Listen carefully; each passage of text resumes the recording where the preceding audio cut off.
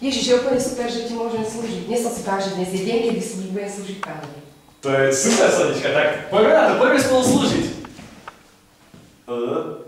Čo to robíš? No, ale toto je miesto, kde vždy slúžim. No, tak mi ukáž, ako slúžiš. Aha.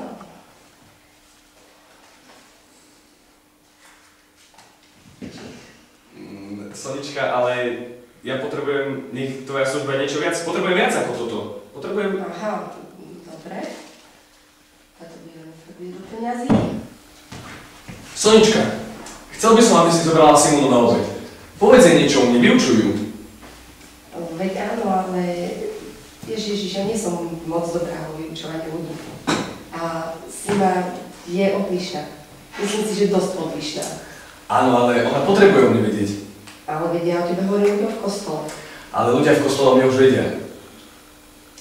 Ja si necítim moc pohodlne, keď o tebe mám niekomu hovoriť.